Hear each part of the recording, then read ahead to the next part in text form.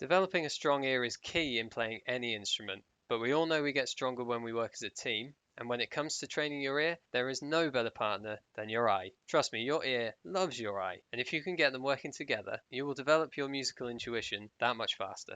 This is the first of many videos in which we'll use HarpGuru to make sense of a variety of situations and use what we comprehend to push those situations further into more interesting sounds, which themselves will make perfect sense to us using HarpGuru. HarpGuru is available on Android Play and is ready for iOS release as soon as there's enough interest. So let's see what it can do.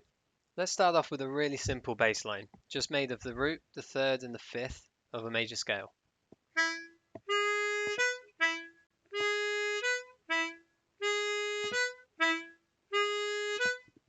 That was 4 bars in the key of E, played in second position on an A harmonica. Now let's imagine we're playing a 12-bar blues progression. That means that we're also going to want to play the 4 chord and then the 5. Well, HarpGuru can show you how to maintain the same bass line over both these new chords, in first and then in third position. If this is all bread and butter to you, then stick around, it's about to get jammy. First though, let's play the progression.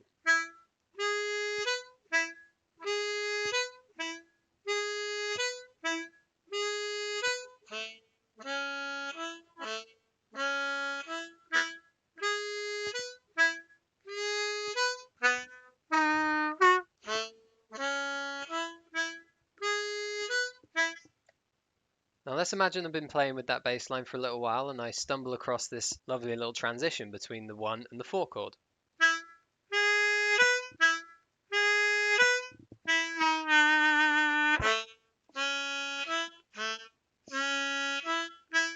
Alright, that descending transition sounds very nice. I wonder whether we can apply something similar to the 4 and 5 chords. Well, to do that, first we're going to need to understand it, so let's take a look. What we have is a step-by-step bend down from the 2-hole draw, which is our 1 chord root in second position, through the 7, and then holding on the flat 7 until the chord changes to the 4 chord, where we transition to the 1-hole blow, which is our new root in first position. Now, depending on your level of music theory, you may or may not be able to see more information here, but at the very least we can be curious about whether it's possible to add the 4 and 5 chord equivalents of the 7 and the flat 7 during the other transitions. So let's see. Let's start with the 4 chord, which we'll be playing in first position. We can see that in first position we do indeed have the 7 and the flat 7 available on the 3-hole draw and the 3-hole draw half-step bend. And if we were to use the 4 blow as our root rather than the 1 blow, we can even get a completely analogous transition to the one that we saw in the 1 chord in second position.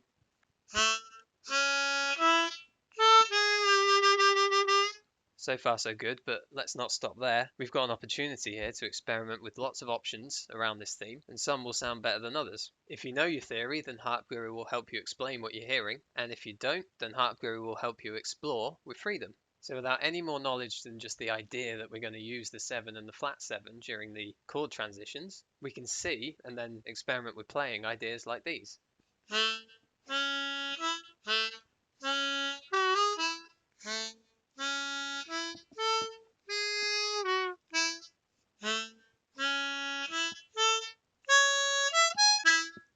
So there's 3 examples, all using the 1-3-5 foundation bass line, with some combination of the 7 and the flat 7 to return to the 1 chord, with variation in rhythm or octave to add interest.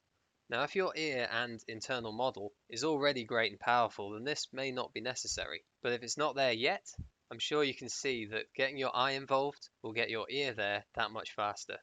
Let's just have a very quick look at the situation in third position so that we can see what we can do over the 5 chord. And yes indeed, we have both the 7 and the flat 7 available. And what's more, the flat 7 is in fact the same as the root of the 1 chord in first position.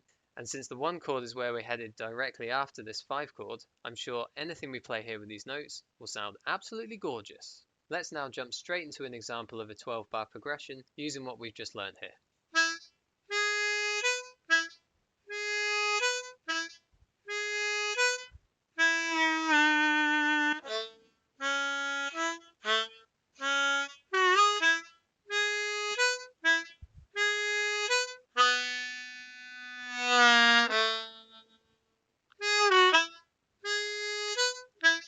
So there you have it, using your eye to help guide your ear towards pleasing sounds.